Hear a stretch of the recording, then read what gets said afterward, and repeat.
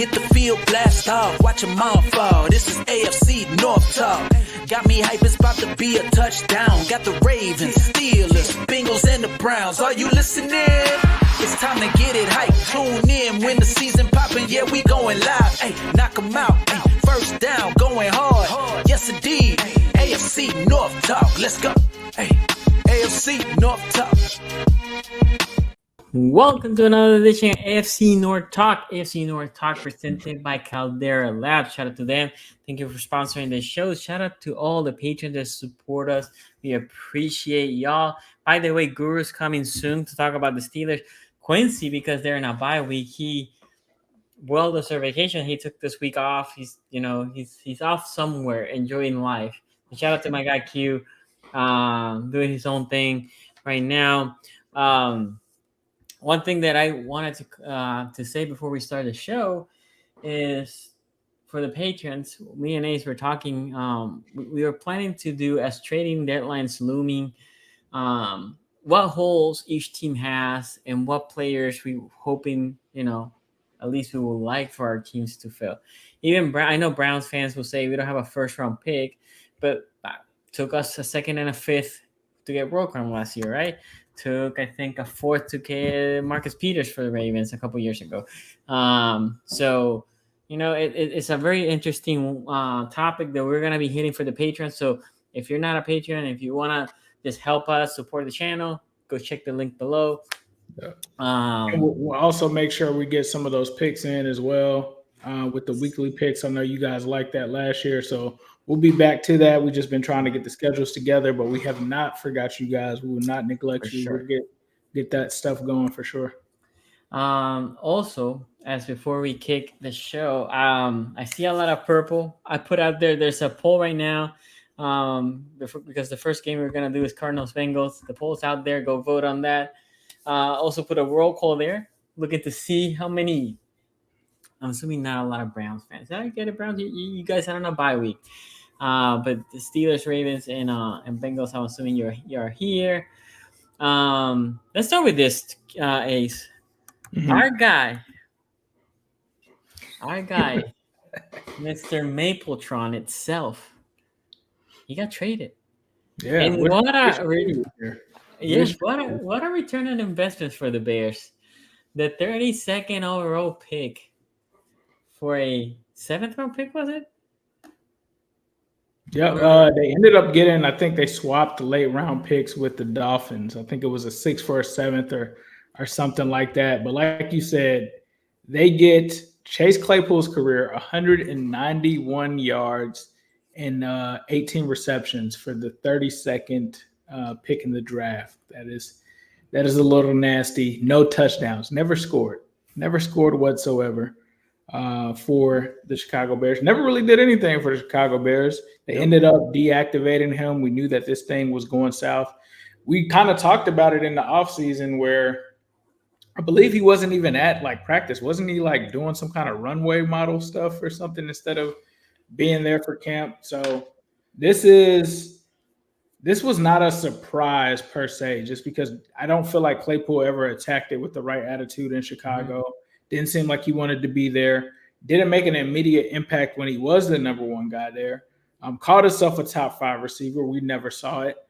Pretty much wrote his ticket out of Chicago. It kind of is weird because he ends up going to Miami, so it's almost kind of like he got blessed to go to a better team in Miami. I don't know if he really deserved that, but he's able to go ahead and go to Miami. I really wonder how they're going to use him in that offense down in Miami. As we've kind of seen, Chase Claypool has kind of fell off a cliff ever since the Steelers kind of relegated him to the number 3 receiver. He's never really reclaimed any of that success that he had early on. I don't think you can call him Mapletron anymore because he just hasn't lived up to that at all. I mean, he's been more maple syrup than Mapletron. Maple syrup. Dude, the crazy thing here is I think right now, if you think about Claypool, he's going to a good situation, right? A situation, there's no pressure. You're at best wide receiver 3, right? At best. And if you can be a good wide receiver 3, you can resurrect your career. if you go to Miami, the only problem with hitting in Miami's a party city. I mean, you're from Florida, Ace. Miami gets warm, good-looking guy going to the beach. So if he goes and starts just doing crazy stuff, right? I think his career is over because then the NFL will just label him as toxic, right? You were toxic with the Steelers. Steelers traded you to the Bears. GM should be fired just because of that. Just the Bears GM. It was a horrible pick. And then if you were toxic with with the Bears, and if you go to Miami and you're toxic there, and a team that really doesn't have a lot. I mean, Tyreek Hill likes to talk a lot, especially for some reason, Tyreek Hill cannot shut up about the Chiefs. For some reason, Tyreek Hill cannot shut up about the Chiefs. But other than that, there really is not a lot of noise, a lot of controversy with the Dolphins. So if you go there and you start putting, bad effort, and again, and a place there's not a lot of pressure for you. It's not like they need you to go for 100 yards every week. They just need you for the occasional catch here and there. And I think he'll be out of the league, which is sad because, look, I said I didn't like him coming out of the draft. For the people who follow me, didn't like him coming out of Notre Dame. I thought he was a better man, I'm blanking on this guy that we had in the Ravens. He's Don't tell me you're talking about that guy that left you guys and went to the Steelers. Yeah, no, we cut him, but yeah. My God. Okay, so we have enough Ravens fans that you should remember here. Oh my God, it's gonna drive me crazy. Anyway, I thought he was a better version of him. I didn't like. He also went to Notre Dame too, right? Yeah. They were teammates. Neither of them had a lot of route trees. Our guy was like a 6th-round pick. Claypool obviously was a 2nd-round pick. But he proved me wrong in the first year, right? I was like, oh my God, well, I was completely wrong with this dude. I own when I was wrong. Apparently I wasn't. It was just Boykins. Thank you. Miles Boykin. Boykin. Now, at least Miles Boykins, you know what? He works hard. He's a great special teamer. That's what, and he does talk. Miles Boykin does not talk at all. So, and then Claypool had that one good year, and then everything. I think maybe he thought more of himself, like that success went to his head too quickly. Might have been that. I don't know. You want to know what's crazy? We talk about it being success. How many career touchdowns would you think that Claypool has? Well, the thing is, I don't think he had a lot of touchdowns. He had a lot of yardage for the Steelers. But if you had to just guess, this guy's been in the league for 3 years now, basically 4. This is his year 4. If you had to guess, how many touchdowns do you think he has? Okay, so you already told me that he didn't have any with the Bears. So that's 2 years without any touchdowns. Year 1, I probably have 4. In year 2, he had, I don't know, like 7. So our guy here, Be More Gunny, is like, oh, you just jinxed him, Sonny. Now he's going to go off for 3 touchdowns. He literally has 2 touchdowns in his entire career. 2 receiving touchdowns for Mr. Claypool in his entire career. That is insane. John Ross had 7 in one season. That's insane. Yeah, I see. And John Ross, we all label him as a bust properly. He's a bust for sure. And Claypool, the only thing is we usually don't label busts in 2nd-round picks, but he's just close, especially after that first. And again, it was mostly with yardage. The problem with Claypool, and I hate these type of receivers. And coming up to this draft, Johnston, the kid that went to the Chargers, similar to Claypool, big body receivers that I did not feel that they knew how to utilize their body, right? I'm obsessed. I'm a fanboy of big body receivers, but they know how to use their body to make that catch to box the guy out, right? Like that is the type of receiver that I would like for. We don't have any right now. I'm happy with Flowers. Flowers a dog, even though his stature. So Claypool had none of that, and I think that's why he doesn't have more touchdowns, right? Because in the red zone, he plays like a smallish receiver, and he's not that nimble. He's not that shifty to play like a small receiver. Like Flowers is shifty. Not that he has any touchdowns, but he's shifty enough that, he can get open with his shiftiness. Big body receivers, they're fine. They usually are not as shifty, but they know how to play in the end, so they know how to Oh, box a hold guy on, hold out. on, hold on. I made a mistake. It's 2 rushing touchdowns. He does have Oh, 13. So it looks like that is my mistake. It looks like his rookie season, he had 9. Then okay. after that, he had 2. And then he's had 2 in the last 2 years. So basically, he had Oh, so 1 he had for the in Bears. Okay, 2022 and 1 in 2023. gotcha. So he had touchdown with the Bears. So he Okay, did have, yeah. It looks like he actually had 11. So if you take those 2 rushing touchdowns, add them to the 9, he had 11. So it's not bad. But after that, if you look at his total touchdowns, it goes 11, then it's 2, 1, and then he has the split year where it's just yeah. 1 and 1. So after having the huge year, it's just been completely downhill. Yeah, I mean that rookie year was special for him. Again, and Tony was excited because Tony, shout out to that guy, Tony. Tony He hated him didn't at really, first, though. yeah, He hated neither him at him or first. me, right? Neither of us liked him. And then Tony was like, you know what? He bought into the production. He still didn't like how he played. He bought into the production, and you cannot deny production, right? Even if you don't like how a guy plays, if he gets open, if he catches the ball, that's all he cares. I don't know. We'll see. It's kind of sad in my opinion. A guy that looked to have a bright future now is fighting to stay in the league. I don't know. I We shall mean, see. I don't know if I feel bad for him though, man. He did the whole thing where he was like, "I'm a top 5 receiver." Then he was like, "The Browns are gonna get clapped next week, though." And then he Yeah, did he the liked to talk thing. crazy. He liked to talk crazy. Then he didn't really like. It never seemed like he really gave Chicago a chance at all. So I mean, if he doesn't stay in the league, it's because of him. He did the thing where he celebrated and wasted the time. I mean, he Oh, just that's has right. I forgot had that. an absolute meltdown of a career ever since his first season. So if it can't work out in Miami, I do agree with you. If it doesn't work out in Miami, it's not working out anywhere because you got a guy that can scheme you perfectly in McDaniel. The only thing though is Chase Claypool. They call him Mapletron, but he plays like maple syrup. He's plays like a small guy. He doesn't play like somebody like you would think with that frame that he has. He'd be going up and attacking the ball. And I Yeah. think people tell jokes all the time. It seems like the ball's attacking him when he's out there Mhm. on the field. So we'll see if it's a good gamble, I think, for the Dolphins because you do get a guy that is drastically built different than the other receivers they have over there, Mhm. right? They have 2 small, fast guys. Now you get a big body in there, pause.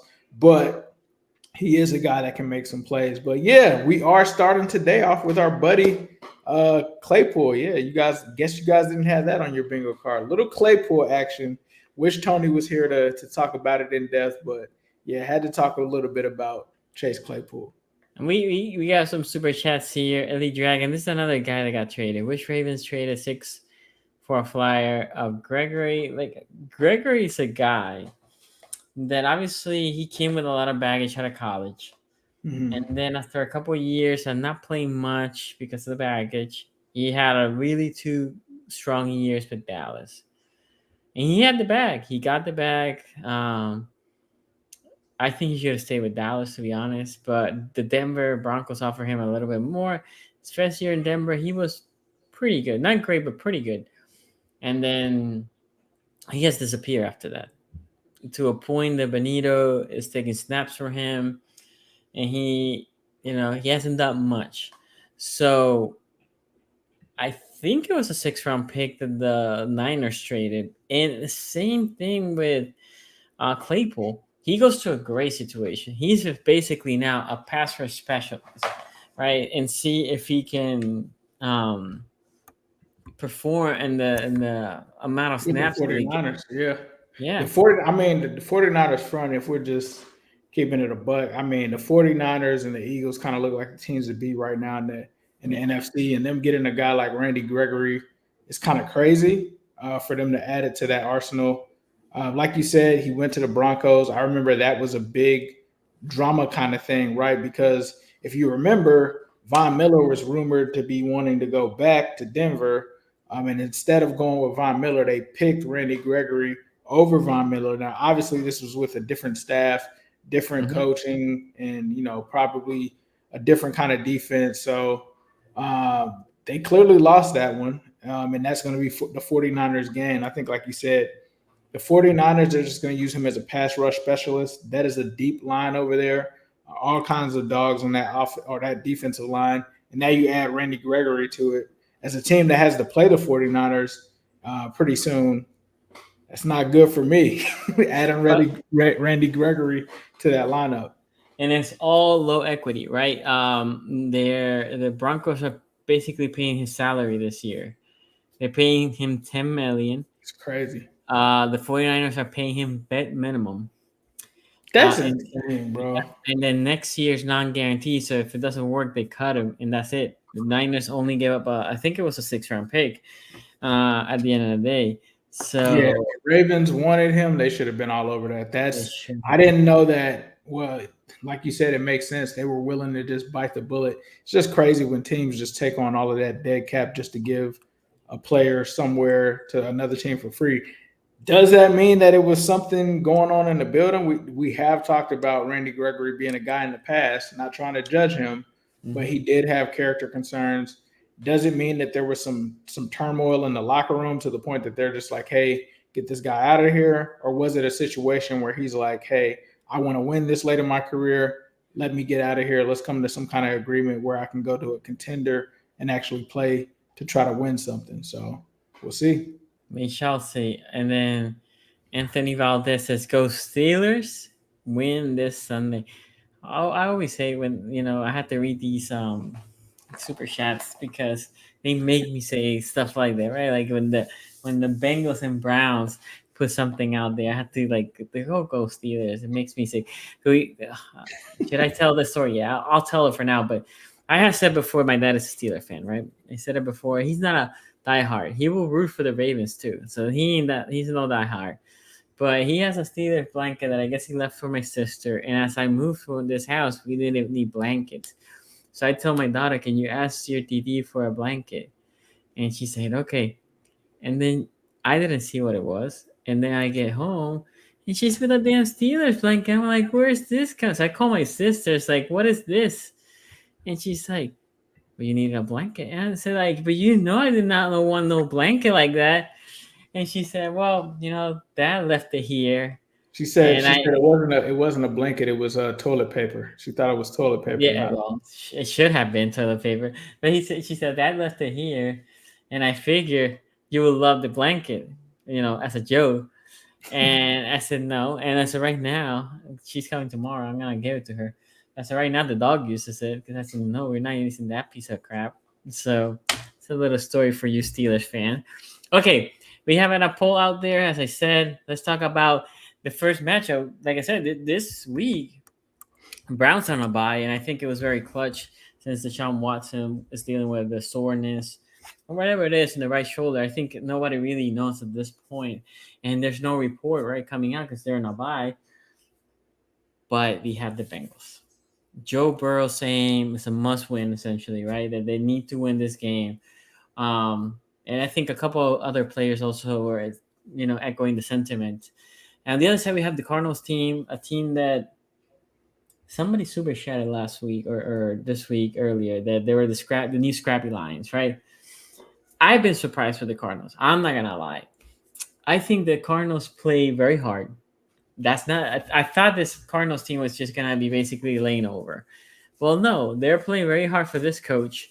They're playing with passion. The biggest problem that I see with the Cardinals, minus the Dallas week, is they don't know how to close a game. I think they've been winning all these games. All these games this year, they have been winning probably by a touchdown or more at any given point.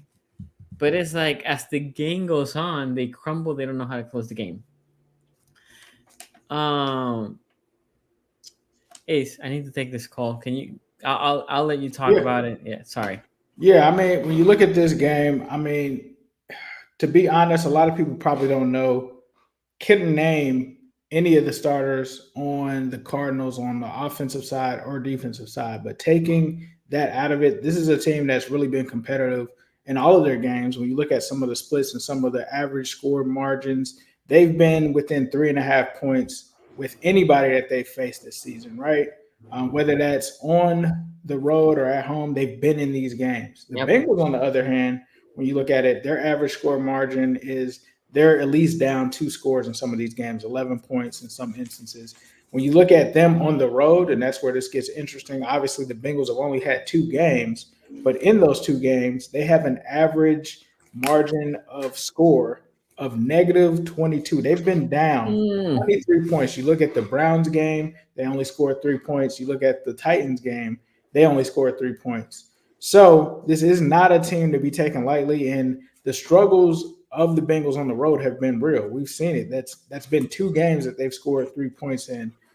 This isn't a team in Arizona that you can take lightly at all. You may only know Josh Dobbs. You may only know James Conner, and some of those guys on the offense, but they're playing ball right now. They're playing very motivated. They beat the Cowboys.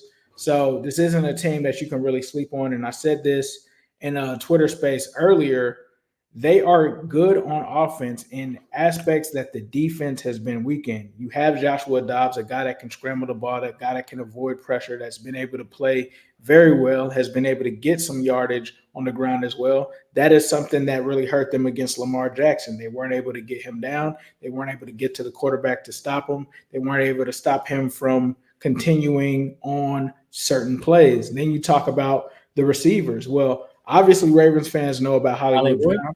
He's on the team. Then you also have Rondale Moore. Those are guys that are burners. If you look back at the Ravens game, we obviously know Zay Flowers had a big play in that game.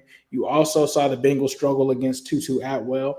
They have 2 guys on that team that have similar traits to those guys that can move in space, guys that can do reverses, deep bombs, have speed, have shiftiness.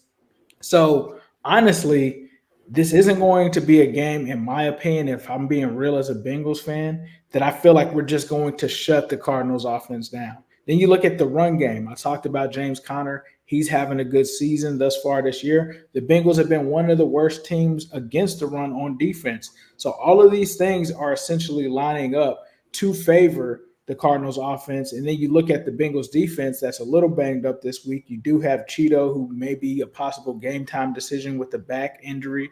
And so you look at it, you also have CTB that may have cleared concussion protocol. So you may have some injuries in the secondary. So what that means is they're going to have to get pressure on Dobbs. They have to get to Dobbs. They have to get him down. They have to maintain some sort of resistance to this offense. They have to limit them to 3. They cannot let this get out of hand like it did against the Tennessee Titans. And what that calls for is for the offense to show up. The offense is just, if we're just being real here, the offense hasn't shown up. The only time we've seen the offense really show up was in the second half of that Ravens game. And they still threw an interception in that game, right? They weren't perfect in that game either. That is the only time we've seen them score more than 1 touchdown in this game. It's been a field goal fest. It's been a lot of punts. It's been a lot of non-creativity on offense. And here's the thing. They have to get this thing working. Obviously, Joe Burrow has his limitations.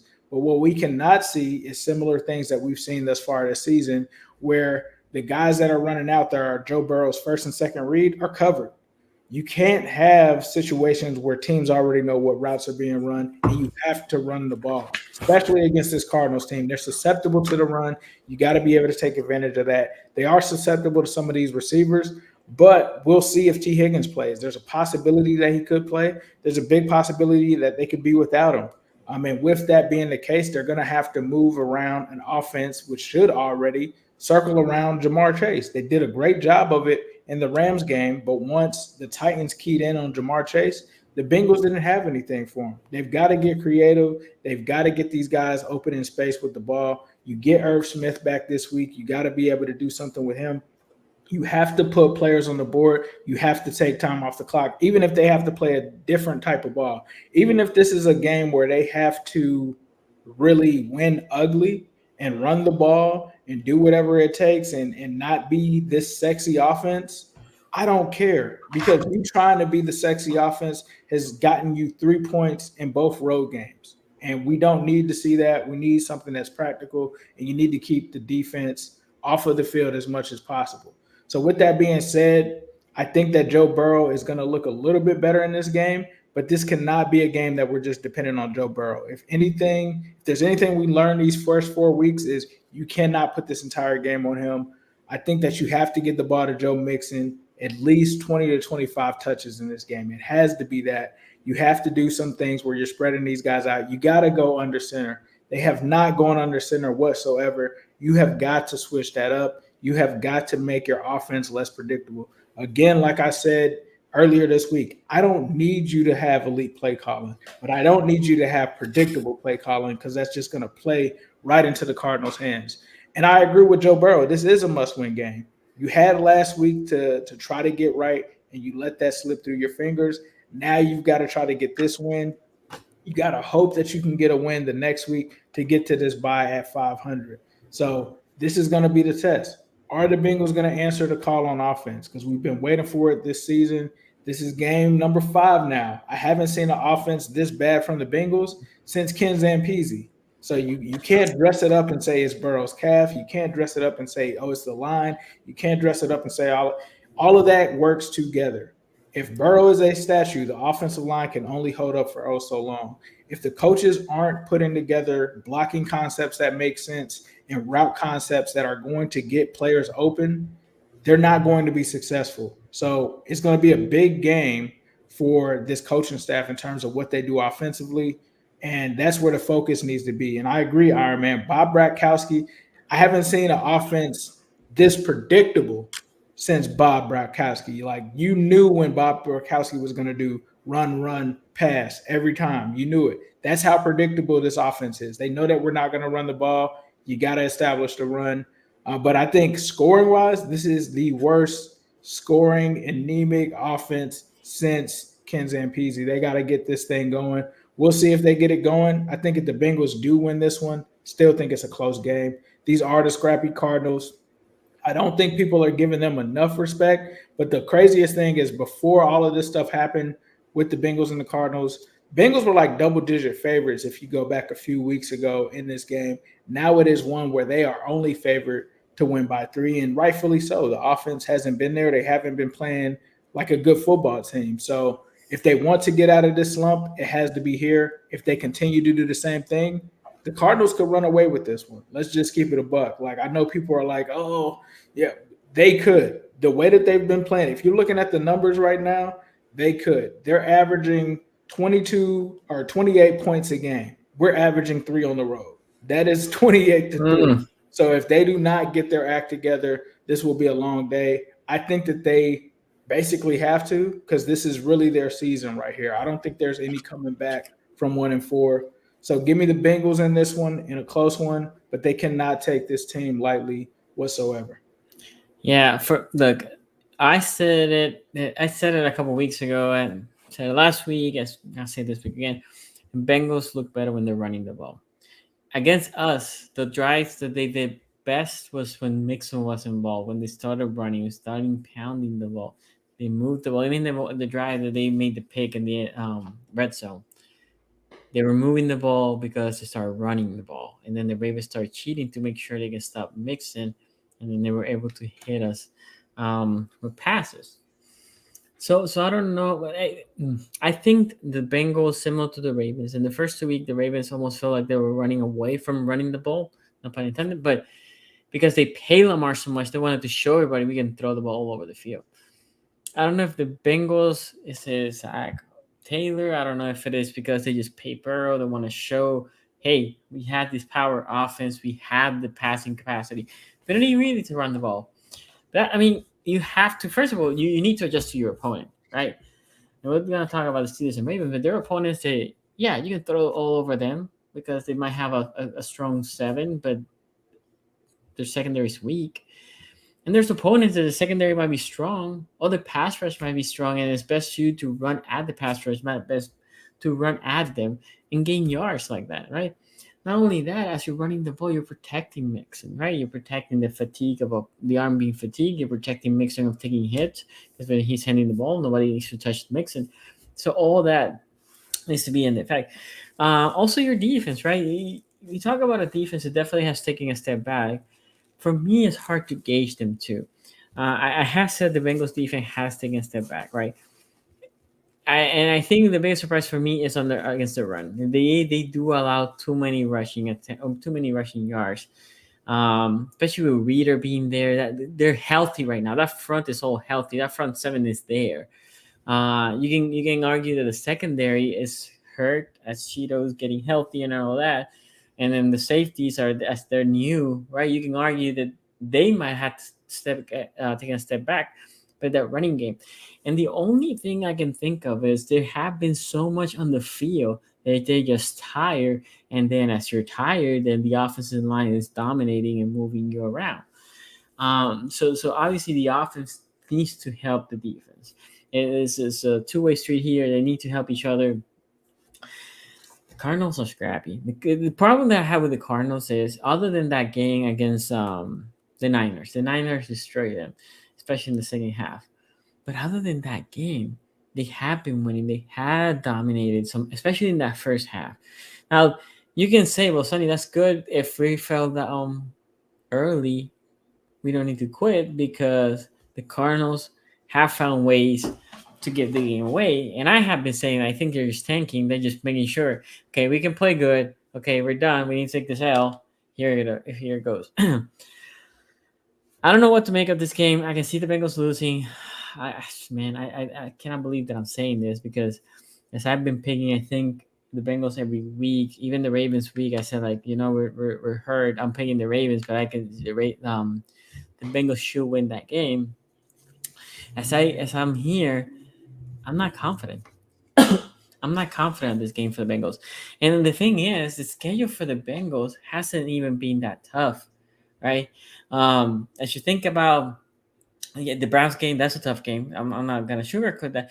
They took a Ravens team that was hobbled coming to the Bengals, a lot of injuries, and they let that game slip. They won against the Rams. West Coast coming to the Cincinnati. That was good. But then after that, 1 and 2, the next two was supposed to be quote unquote the easier part. It was on the road, but they were the easier two opponents. If you lose that to going against Seattle, which is playing well, going against the 49ers, and going against Buffalo, those are three tough games. You lost to one of the two that you should have won. Again, there's no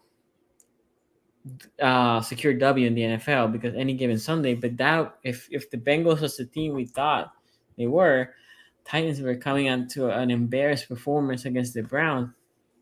The Bengals should have taken care of them. And I would say the same against the Cardinals.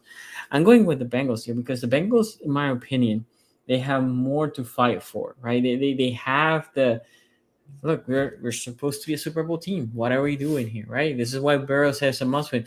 We're supposed to be a Super Bowl team, and we're not playing. We're playing right now as a top 10 pick in the draft, right? So no, the Cardinals are that. The Cardinals are a top 10 pick in the draft, even though they're not playing like a top 10 team in the pick in the draft. These two teams, their records are the same, but they're not playing the same right now. I think this is a wake-up call. It's not going to be a blowout. It's going to be a close game because I don't believe you can fix whatever it is, whatever it is the offense is doing in 5 days. I believe that going to the bye, they have a lot of soul searching, even if they go win the next two. But I believe that if the Bengals really think and they know in their hearts that they're a playoff team, they're gonna play hard.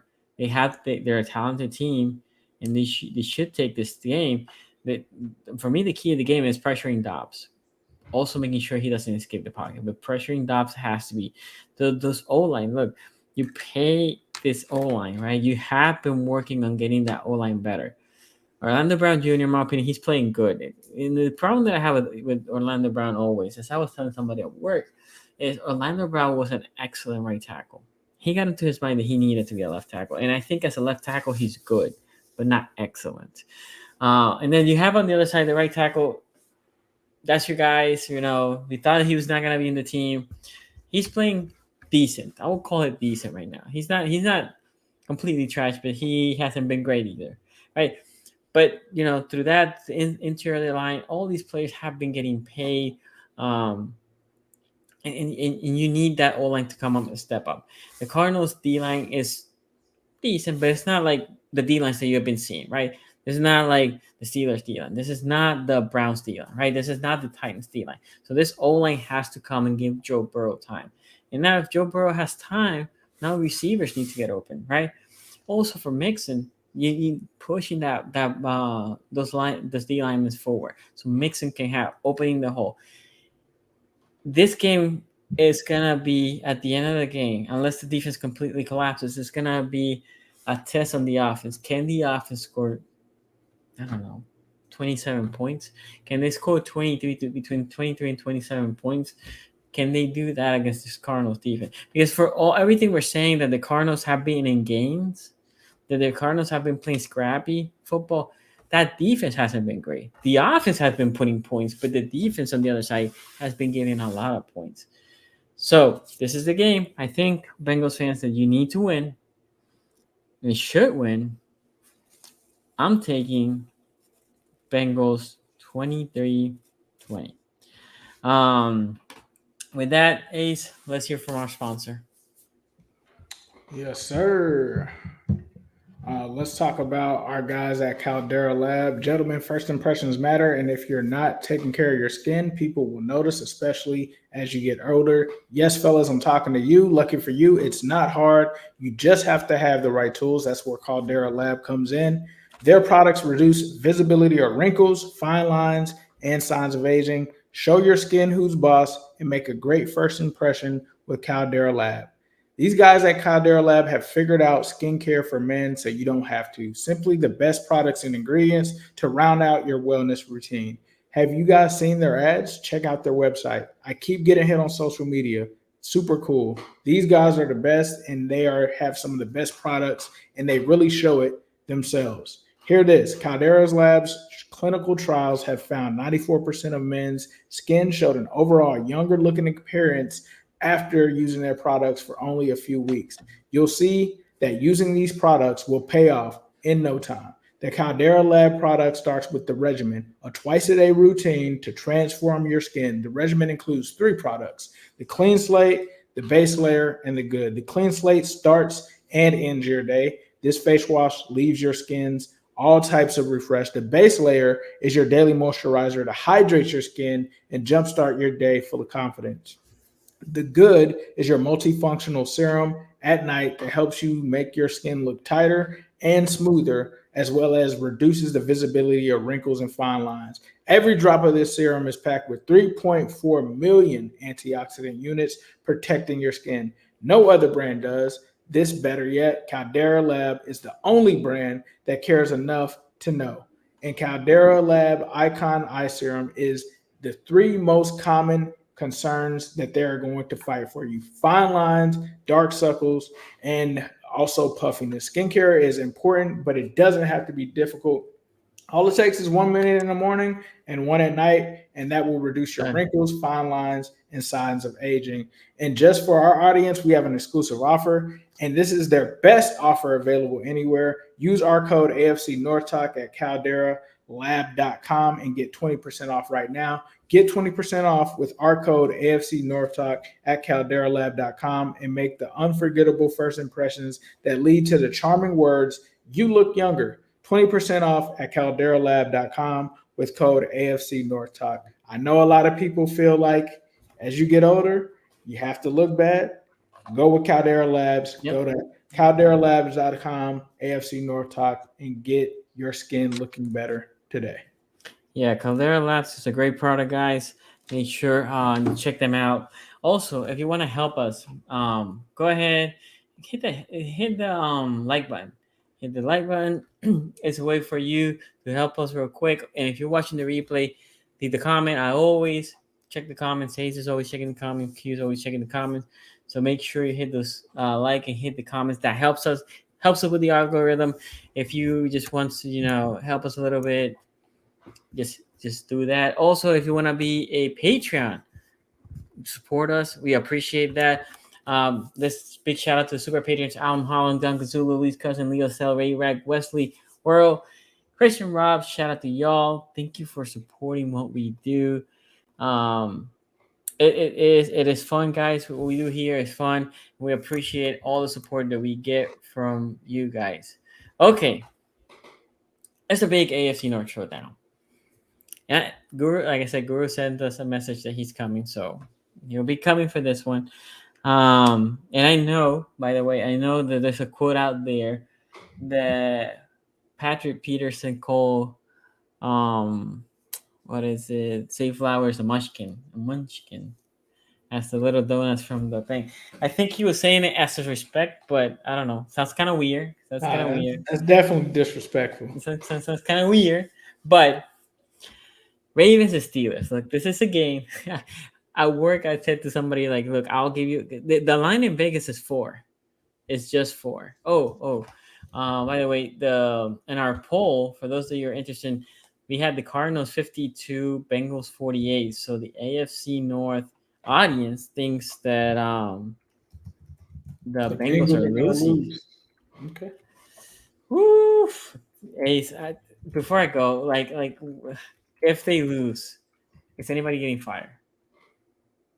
Somebody's got to get fired. Probably offensive coordinator, but I'm not going to say that they're going to lose. But if that were to happen, somebody's got to go. It won't be Zach Taylor though. No, Zach Taylor won't be. And the thing is, if you fire the OC, it really doesn't matter, right? Because he doesn't call the plays, so Right. nothing will change. But I get it. Oof, man, we'll see. Anyway, the second poll's out there, guys. So the Ravens Steelers poll. Anyway, I I said to my coworkers, like, look, I'll give you the 4 points. Historically, these teams are tight. As in Pittsburgh. Whoever loses, I said, like, whoever loses just brings down for the office. Nothing big here. No high stakes. I talked to 2 Steelers fans. One said, like, I need you to give me 15 points. I said, I'm not giving you 15 points. The other one told me, I need you to give me 24 points. I'm like, might as well just bring the donuts because the Ravens and Steelers. I don't remember the last time there was a blowout like that. These teams play each other hard, tough. Also, I don't know if my tackles are going to be here. And as I said against the Browns, once we lost both tackles, the Ravens, when they tried to do passes, they tried to run the offense normally, and they were not being successful. There was a lot of penetration on the O-line. So the rumor is Stanley will be back, but there's a chance he won't, right? Looks like Morgan Moses is not going to be playing here, the right tackle. We are getting a lot of players back. Marlon Humphrey was a full participant, so Marlon might be coming back. Marcus Williams was a full participant, so he might be back. There's another one that was injured. There was a full participant. Oh, a guy that most of you guys don't know, but we have a running back, undrafted guy. He is a difference. He's a speed guy, which Justice Hill he's questionable. So we'll see if he plays. This is a game. Look, for me, for the Ravens, is can we keep Lamar Jackson clean? When Lamar Jackson has been with a clean pocket, he has been as deadly as anybody in the. Actually, not as he has been the most accurate quarterback in the league. Literally the most accurate quarterback in the league. So can we keep him clean? Edges specifically, that interior of the line for the Steelers, not currently playing as the best, but the outsides, they're going to be good. Stanley's there. You're hoping, okay, he's healthy enough. He can contain Highsmith. What are we going to do on the other side? Are we going to bring Macari, which is a natural guard that has been pushed to play left tackle to play right guard or right tackle against Macari? I'm sorry, not against Macari, against TJ Watt. That seems like a tough ask. This is another game also that I think you run the ball. The Steelers have not been good for years now in that B gap interior run. Gus Edwards has been great. You punch it in with Gus. You sprinkle in if Justice Hill's there, right? But Gus has been good. And I think with that you put play action. Also on the passing downs, I don't think they have anybody they can put against Mark Andrews currently defensively, right? Because Minka, for all the great things Minka doesn't play really man against a tight end. Minka just patrols that center field. The linebackers are not about that life. So, and I want to see Porter against Flowers, right? That will be a fun matchup to watch. The reality is, say Flowers being moved all over the place. I don't know how the Steelers right now, even with our injuries, and I put the caveat, if we don't have both tackles, it's gonna be different. But even if we have one of the two tackles, how the Steelers defense slows down the Ravens enough that and on the other side the offense has an opportunity, right? Turnovers would be the key too. Can the Ravens not turn the ball over, right? We talk about a game against the Colts. We lost the turnover margin. I think -2 or -3 in that game. So can we keep the game clean? Can we make sure we stay turnover free, or at least if we match turnovers with turnovers? On the other side, the defense, right? The defense getting healthier. The defense has been eating.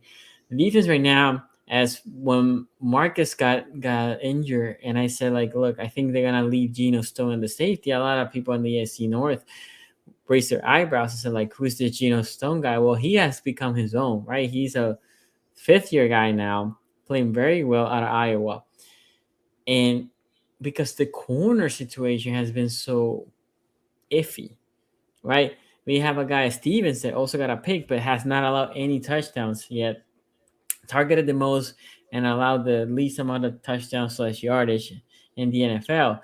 If he's healthy, well, he is healthy. You put him on the right side or whatever, because the Ravens really don't have outside for each corner. And Marlon's back. Now your secondary looks great, because if Marcus Williams is back and Geno and Hamilton are there, and at worst, if you need somebody to cover the slot, you can put Hamilton. You know he's a good cover slot safety / corner. Hey, defense looks great.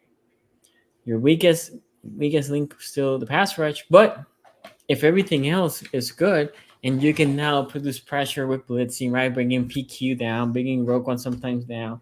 That is important. The Steelers' run defense is not great, but the run offense is not great either. Najee Harris, you guys know how I feel about Najee. He had one of his best games last week. You need to make sure you lock him down. You lock him down. If you lock the running game down and you force Kenny, because Kenny apparently is going to play, force him to throw. If Kenny Pickett is throwing the ball a lot, that's usually good for your team. Look, Mike Tomlin said things need to change after the last game, right? Embarrassing loss against a rookie quarterback, rookie head coach, a team that has a lot of new trades. Have you heard anything, Ace, from the Steelers camp that it changed? I have not. I mean, I think The only thing Kenny Pickett's still the quarterback. Kenny's the quarterback. Still the OC. You know what they did this week? They used one of their padded. You have so many practice with pads. Mm-hmm. I forgot how many you have per season. They used one of those. That was the big change that the Steelers implemented. I know it's a hard week. Obviously, Steelers games against the Ravens are very physical. Look, I'm trying to be humble here. I'm not gonna lie. I'm here. Are you thinking what I'm thinking? No, I'm not gonna say it. Are you sure? I'm not gonna say it. First one of the season, Sonny? No, I'm not gonna say it. But I actually, you know what I'm predicting? I'm predicting by a touchdown only, because these games are always close. You said by a few touchdowns? No, I'm gonna say by one tutty. I'm gonna go 17-10. And I'm disgusted by this. 17-10? I'm disgusted, but the Ravens and Steelers always play close, and it's in Pittsburgh. And by the way, let me also put a break here and say what a great week in Baltimore. Saturday, we had the Orioles. Sunday, and then for the people in Maryland, they're Terps fan. You're going to see Maryland Terps beating Ohio State. That's going to be great in national TV. I'm not a Terps fan, but go bet. You're going to get a +20. Go bet. And then you're going to see Sunday.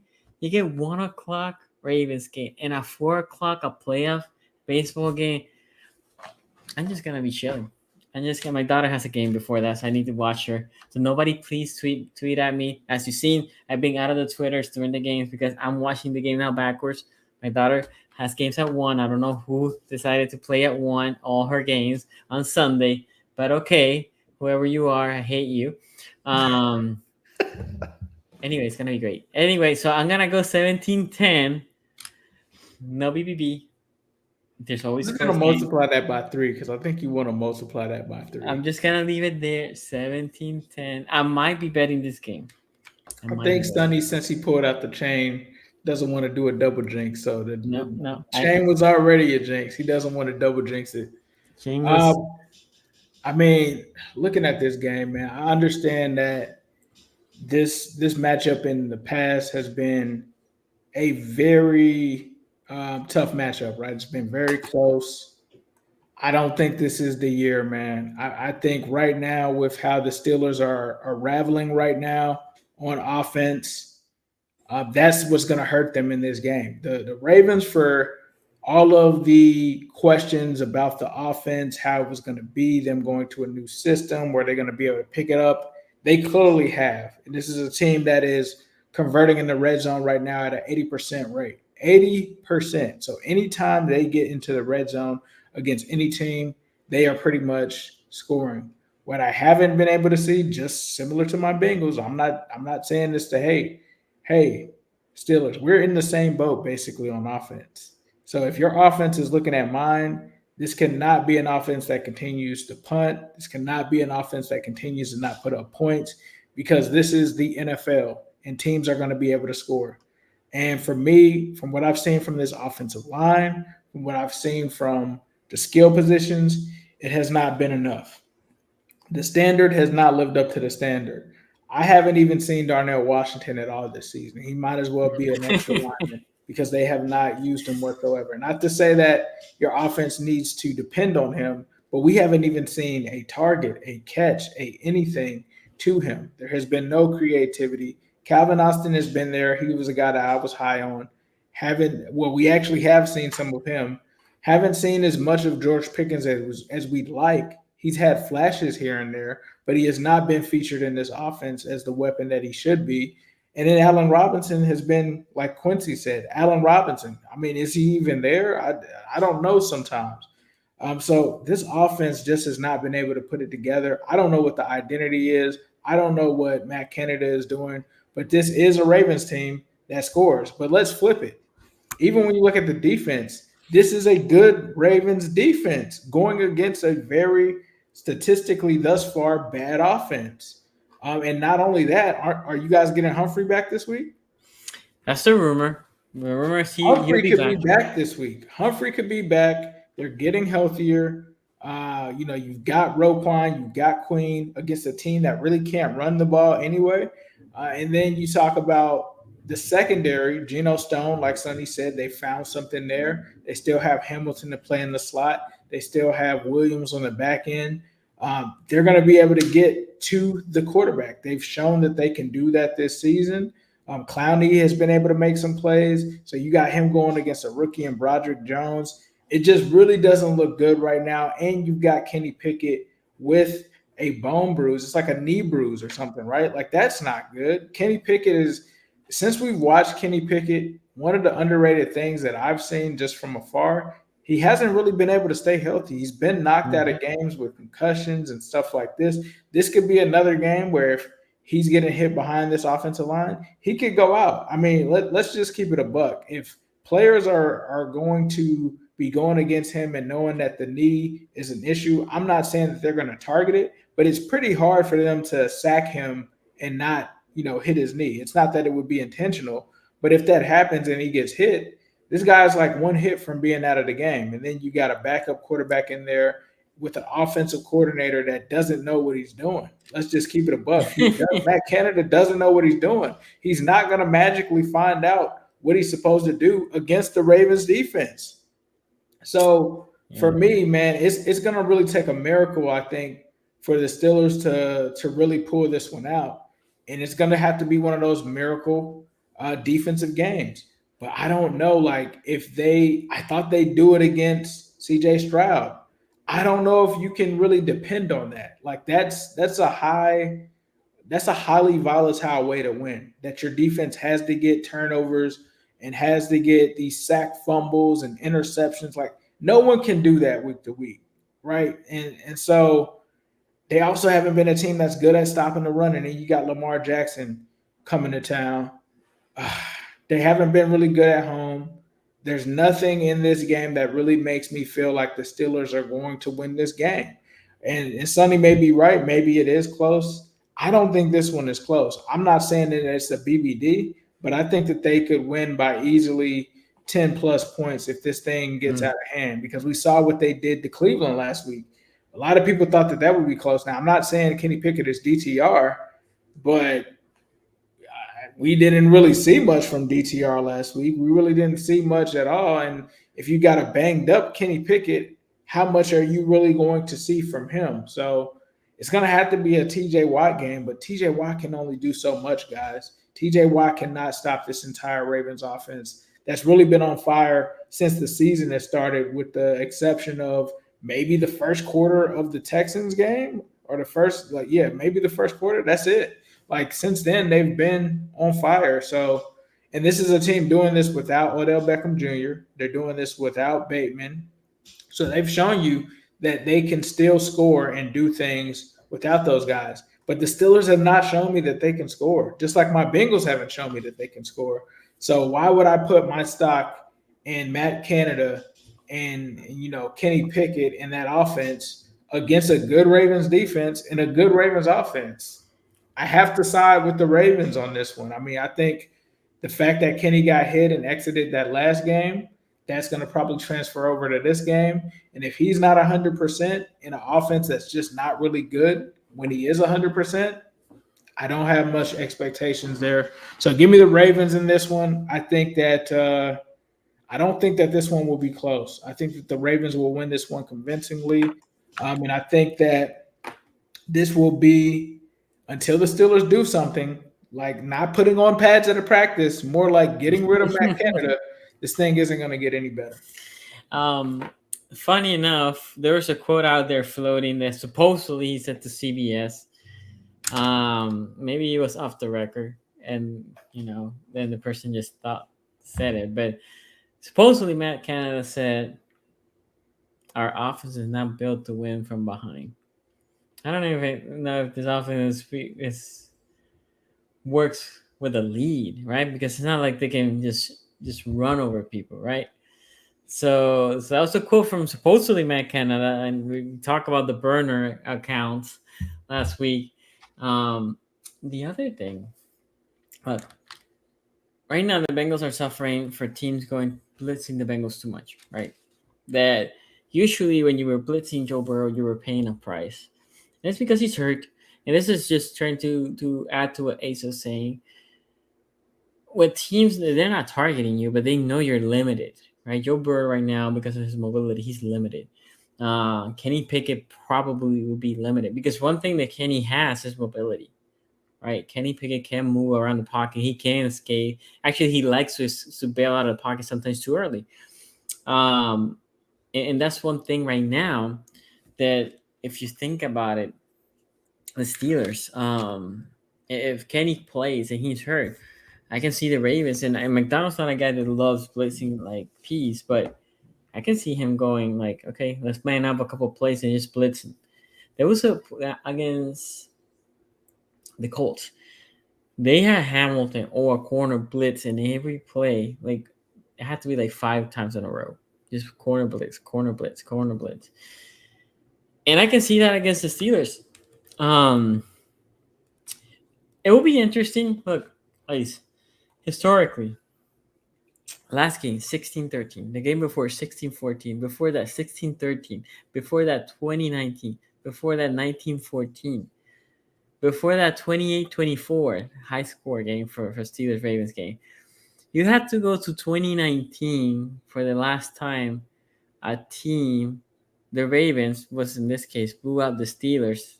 It was in Baltimore, 28-10. Other than that, even after that, it has been every time close. 2018 was another blowout. In that case, the Ravens also blew the Steelers out. But these games have been so close. You see, I think the Ravens had the arsenal to win by big margin, but it's because the Steelers Raven game in Pittsburgh that I cannot in good conscience say it. Noah Stone, I'm proud of you. I'm proud of you, Noah Stone, because I haven't seen no Brady super shot today.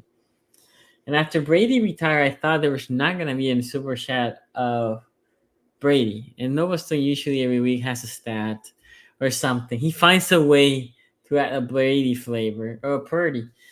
And today, look, Pat P needs to stop. Still looking for his tails. By the way, I'm gonna read that quote because I don't want people to think I was talking crap about him. Where is it? I had it here for a moment. Yes. So this is a quote. First of all, he said somebody just put that he calls him Little Munchkin, which is true. Let me add here, Guru. What's up, Guru? So then here's the full quote, and this is why I don't think it was that bad because he kind of praised him. He said he's very shifty, very fast. He can get behind the defense.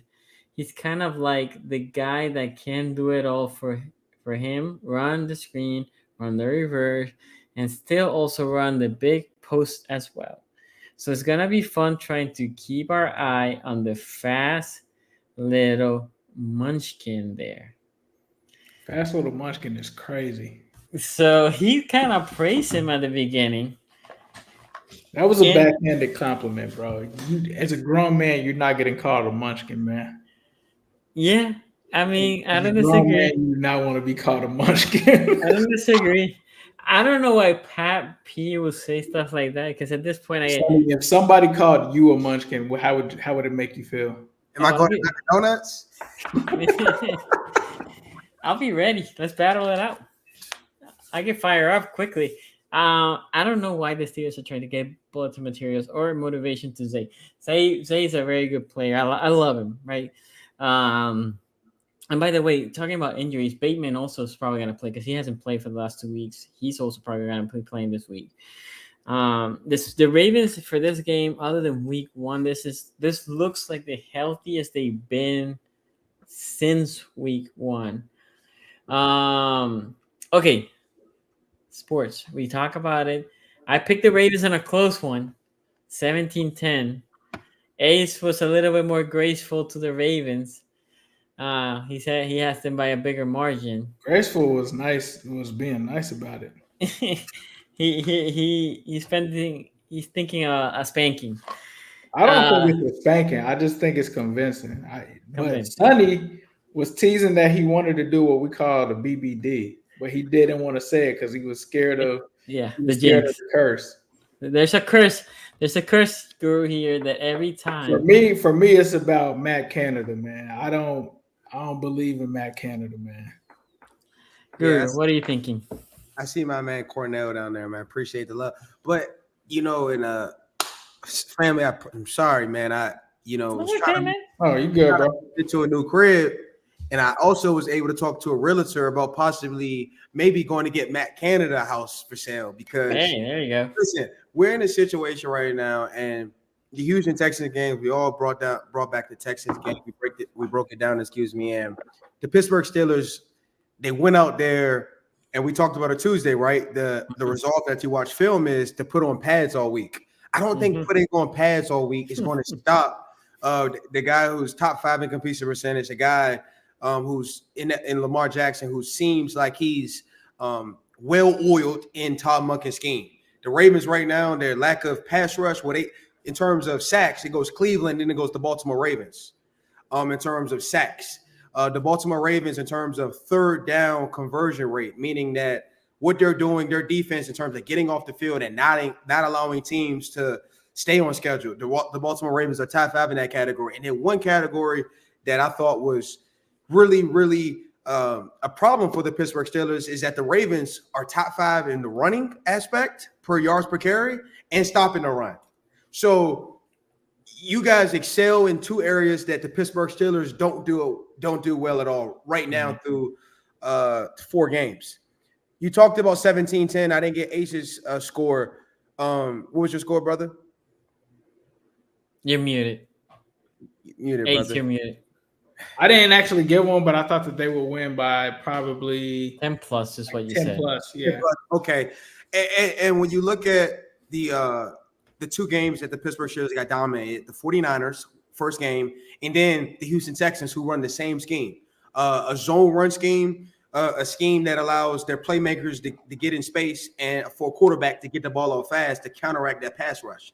Well, the Pittsburgh Steelers now are in a situation where I haven't really heard about a week 5 must-win game, and that's what this week is. Because if you don't win, you go to a bye week with so many questions pointing toward the offense. The offense last year, 15.6 points per game with the great guru in terms of Matt Canada. Well, this year got worse with 13.6. This year is the worst offense outside of the Cincinnati Bengals. The Bengals have a better offense collectively, but in terms of third down, in terms of red zone offense, in terms of yards per play, the Pittsburgh Steelers are the worst. How do you fix that in a short week against one of the best defenses? Well, you could go to church, or you could actually utilize the skill set and the talent of your offense. What does your offense do very well right now? Well, they can run the football. The Pittsburgh Steelers, when they run traps or run strictly at their opponent, they average 7.3 yards per play. When they don't run a trap or run at the teeth of the defense, they're one of the worst in the NFL at 2.6.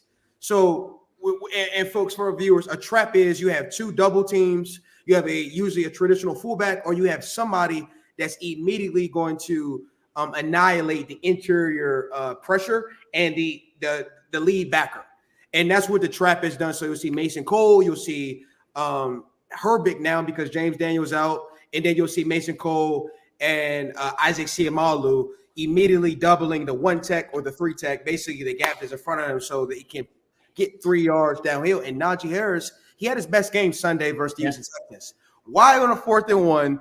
4th and 1, you go shotgun. You got all the momentum. Kenny Pickett almost tears his ACL because you tell the media that Broderick Jones and Darnell Washington replaced Dan Moore Jr. and Pat Freiermuth with the injuries. So the Ravens game, if you are a football savant, if you are a betting person, you do want to take the Ravens by 10. But the Steelers-Ravens rivalry, it never goes as planned. That's what I'm saying. That's what I said. Yeah. Rest in peace, Ryan Mallett. I believe that was the last game between the Pittsburgh Steelers and the Ravens. That went over 10 points. And you guys pretty much blew us out. You look at last year, the first game of the season, even with your injuries, Lamar's not available. Tyler Huntley gets hurt. Anthony Brown comes in.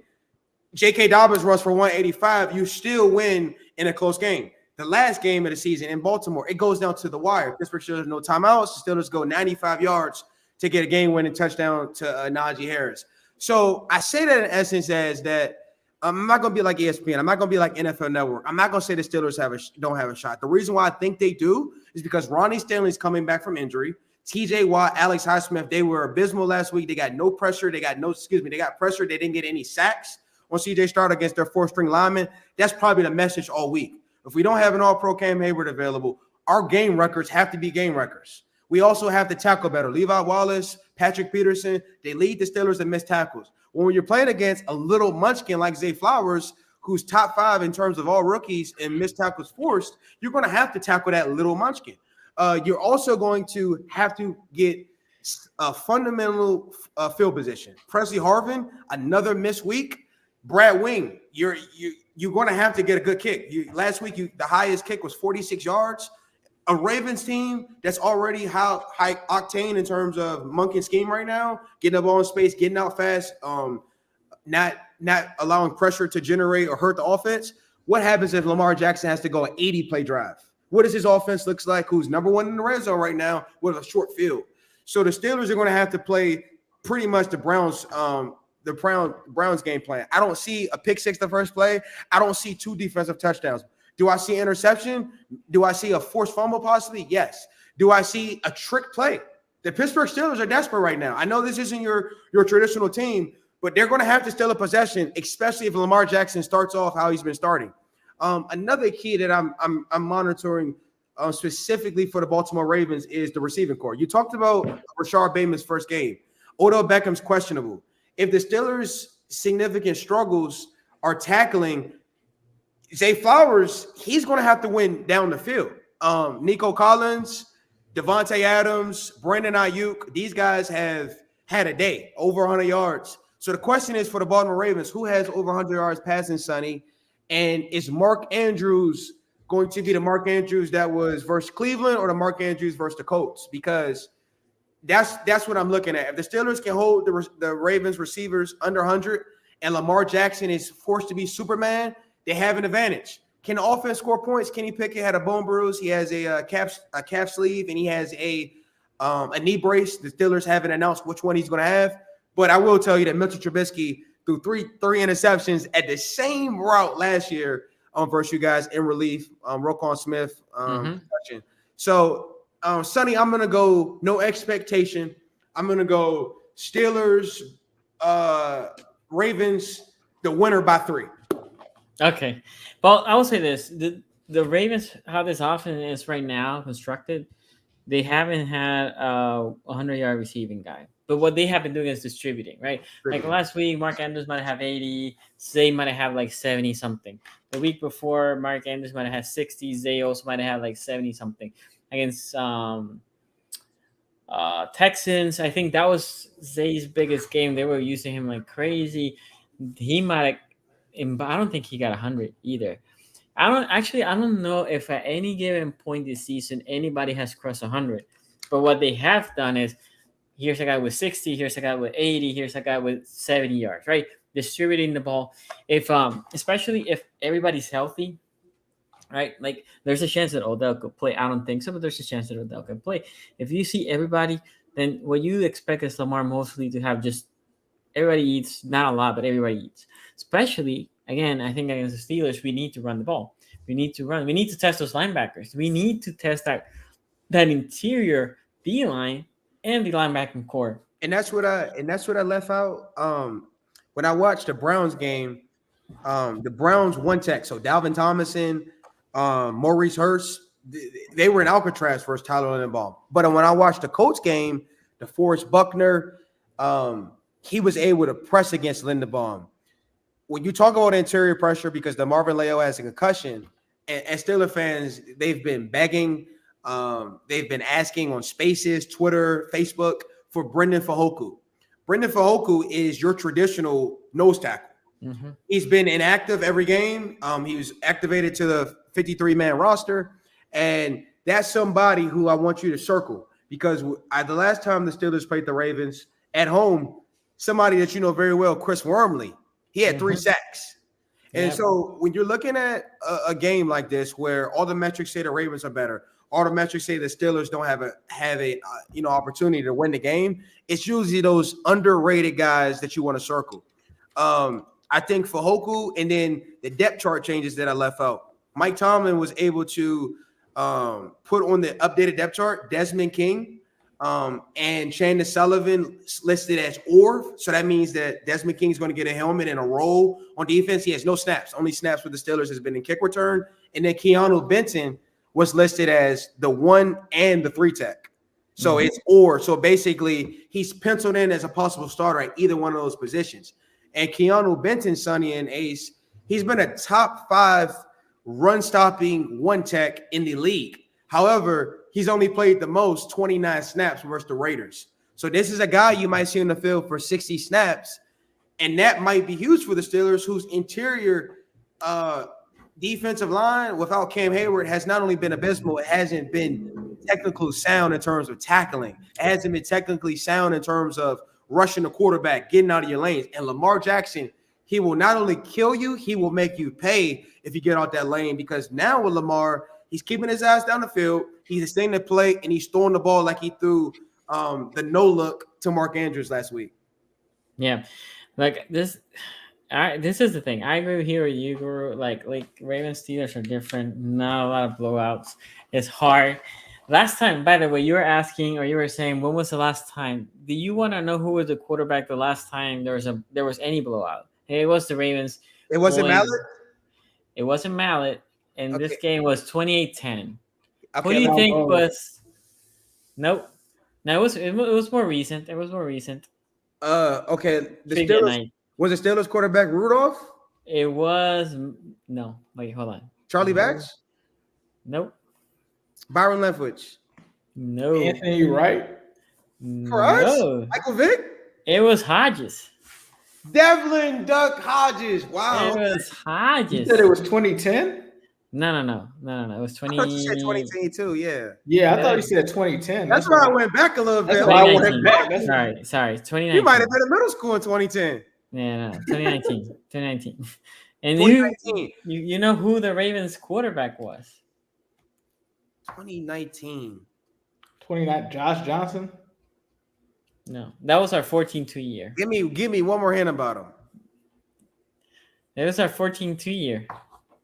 14-3 year. It wasn't. It doesn't sound like it was Lamar. So maybe it was McSorley. No, it was Lamar was on the team, and that was Lamar's. Oh, MVP Joe year. Flacco. No. The thing is, it was the last game of the 2019 year, and they benched the starters. Oh. And they still beat the Steelers with RG3. RG3 RG3. Yes, he did. Hodges. Yeah, in Baltimore, right? In Baltimore. That guy's on ESPN cracking cornballs and stuff. That's why I forgot about him. Look, I think. Look, I don't want this game to. I want this game to be, as my wife called these games, oh, it's boring. I want the other team to do something so it can be competitive. I'm here like, no, why you want that? I always want a boring game for my team. Exactly.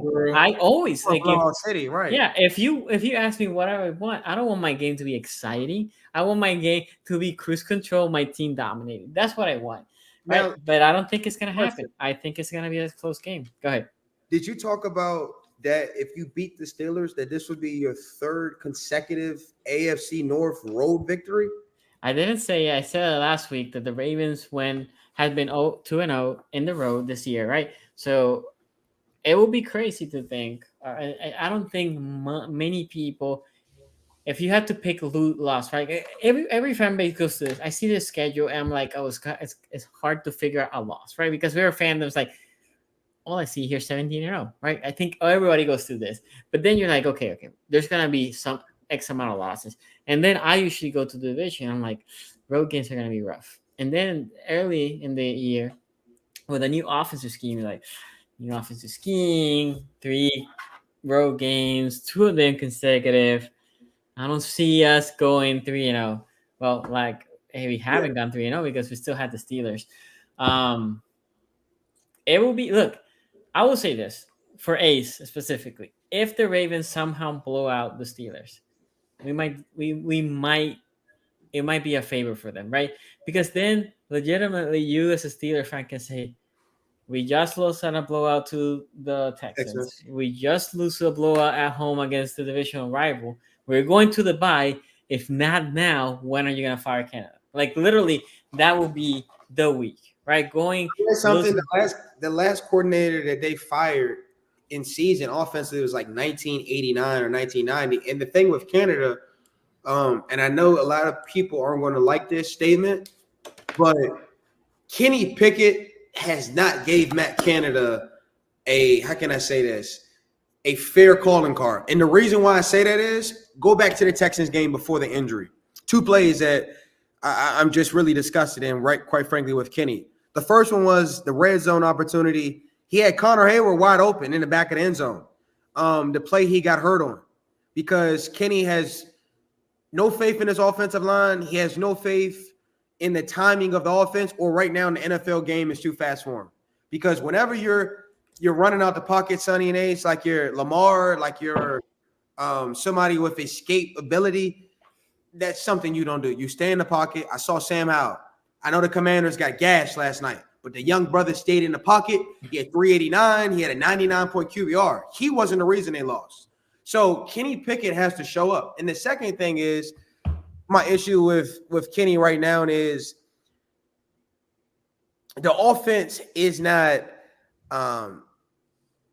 playing to the strength of him. When you go play action, it works. You can't force the kid to be somebody who he's not. The thing about Joe Burrow, what people don't understand, the average casual, Joe Burrow would flourish in any scheme. Joe Burrow would flourish in any offensive coordinator room because he's Joe Burrow. There's not a lot of quarterbacks can do that. Some quarterbacks, they have to play with offensive coordinators that scheme them up. Some quarterbacks have to play with offensive coordinators that adjust well in game. The Steelers don't have any of those. So right now, you're literally giving Kenny Pickett the football, and you're saying, hey, buddy, good luck. There's no schematics behind it. There's no football intellect behind it. You don't go full verts against the best defense in the red zone. So I just think that Kenny's going to have to, when the play is schemed up right, you're going to have to make the throw. When the pocket is has time, you're going to have to make the – and then as much as we talk about the offense, how is the highest paid defense like traditionally bad? You might not know that, but the Steelers defense at one point, shout out to Next Gen Stats, the Bears defense was better in stopping third down conversions and getting off the field. So I know the offense gets so much, but when you're the highest paid defense and when the defense is a strength of the team, that defense has to be very well. It can't give up 2 plays in a 2-minute drive against the Texans with 30 seconds on the clock. You know, Kenny Pickett, has he played well? Has Matt Canada been bad? Absolutely. But when you're playing against the Baltimore Ravens, Sonny, sometimes against a good team, they expose you. So maybe 2 weeks of getting exposed, you head to the bye week, and then guess who you get out the bye week? A Cooper Kupp Rams. That's not a gift. That game was circled as a potential, checkbox. That's a toss-up game now because of how they're playing. So I just think that the Steelers have to figure out collectively, collaboratively, who we are. How can we win 9 games? Because that's the new model in Pittsburgh.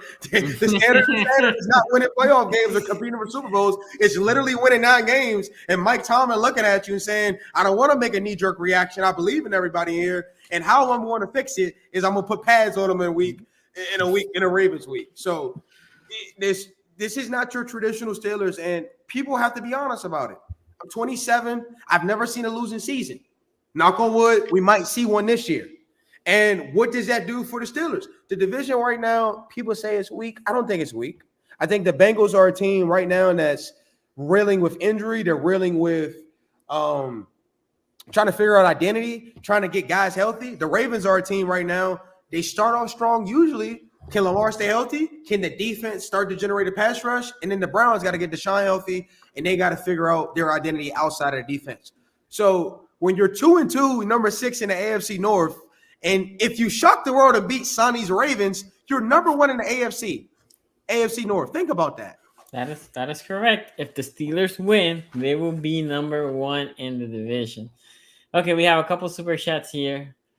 A Prime says Mike Tomlin is Harbaugh's father. 21-6. Look, Ace, a BBD in the other direction. In the other direction. And then we have KG. Steelers D will get overworked and worn out. Offense has to help him out. Another one for him, for A Prime. Shout out to you, man. Says last half of the season, Kenny Pickett did better because the line got better. He trusted them. It's clear he don't trust this year's O-line. Pickens is Humphrey's stat. That one thing I did want to ask, because and I know Humphrey said that the Pickens was a tough guard because he's strong, fast, and all that. I'm assuming that's what he alluded to. But one thing I did want to ask, you guys drafted the O-lineman. I'm blanking his name from Georgia. Bradley Jones. And he has been inactive all the way to this last game, correct? Came in. He didn't even start. Not inactive, but just didn't get it. Yeah, he didn't start it. Sorry. He didn't start it. And I understand, like, the Ravens also, when they draft a guy, don't like to start it. But with O-line, it's different, right? Because if you drafted a safety, if you draft a corner or receiver, you get them snaps. But O-line is either you start him or he's bench. It's just there's one or two unless somebody's hurt, and we're not wishing nobody to get hurt. So saying that, what is it with the kid that they don't feel like he's ready to be the right tackle? And then adding that, you guys drafted a guy. What Ace was talking about him, Washington, the tight end. That he was supposed to be at least a blocking tight end. And as you want to develop more into this running scheme game, why is he not even getting there just for the block, right? And then in the occasional block, get out to the flat, 3 or 4 yard completion, just to give him some boost and confidence of short yard completions. Like we look at back and we're like, man, the Steelers had this opportunity, like a early, mid, first round pick, and a second round pick that is essentially a late first rounder, and another like a mid second round pick. And these rookies, there are rookies, but I think the management probably were thinking these guys were going to contribute a little bit more by now. What is it specifically with the tackle? Have to now because the other tight end is out. Right. Farmers, yeah. This sounds like last night's remarks from Ron Rivera. Ron Rivera got asked about Quan Martin. Quan Martin went to Illinois, played with Witherspoon and Sidney Brown, and Ron Rivera was asked, well, why isn't he playing? And Ron Rivera literally said, well, it's great depth. Second round players don't always play, which is abysmal because if you saw that team last night, they could have used him drastically. And I put that up. The Steelers have 4 picks in the top 80. When you have 4 picks in the top 80, America, that means that you're going to get possibly the best chances to get 2-3 of the best players. The 4 is a little bit advantageous. Yeah. But if you got 4 picks in the top 80, 2 of those guys are going to be able to be household nucleus, young guys of your core. Mm-hmm. You talk about Broderick Jones. Broderick Jones went to Georgia. He was the second tackle taken. You saw Darnell Wright yesterday. Mm-hmm. I'm sorry, the third. No, he was the second. He was second. Yeah. Paris Johnson first, not Darnell Wright.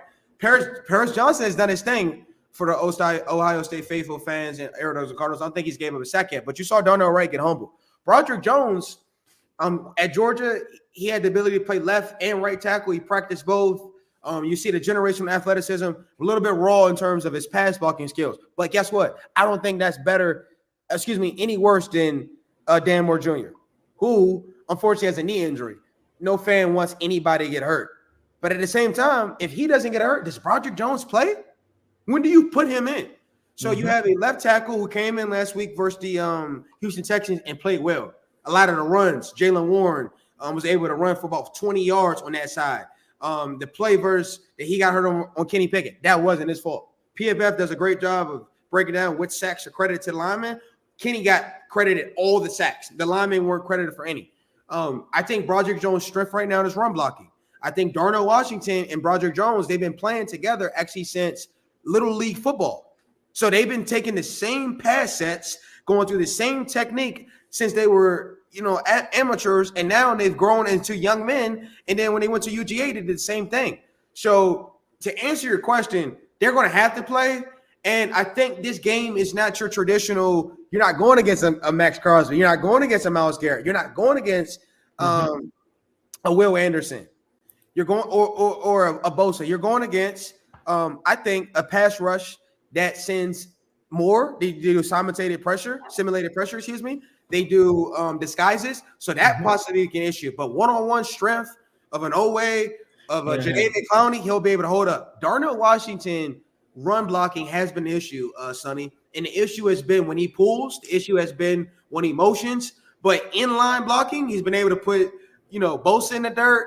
That's his strength. But when we're asking him to motion, for instance, like a lead block, come across the formation, he hasn't been able to do that. Now, he is a rookie, but we have expectations. So, and against the Ravens, in the passing game, I wouldn't really look for Darnell Washington. I look for Connor Hayward and then Rodney Williams. Rodney Williams is a guy that we've had in our system out of University of Tennessee, Martin, that had a really good training camp. Hot Rod Williams that has about a 6'3", 6'4" tight end that has kind of like a Delaney Walker comp. And I'm curious to see if they minimize Darnell's responsibilities. Instead of trying to release and run routes, just focus on blocking. We'll use Connor Hayward and we'll use Rodney Williams in the run blocking scheme. Okay. I think it's tough, like you said. I mean, they are rookies. For me, oh, by the way, he was the third. He was the third tackle. I was checking. He was the third. Wright was the second. Wright was the second. And then third was, But I agree, especially a tackle. When you draft a tackle in the first round or a guard, you want them to start right away. You want them to get reps.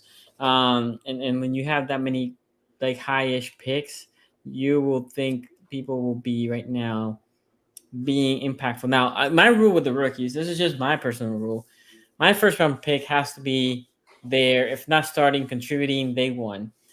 Second rounders, I want contribution, not necessarily starting, but contribution. And third round picks, by the end of the year, is when I want them to start. And then fourth and fifth, and bonus time. But those 3 rounds, that's my personal Same.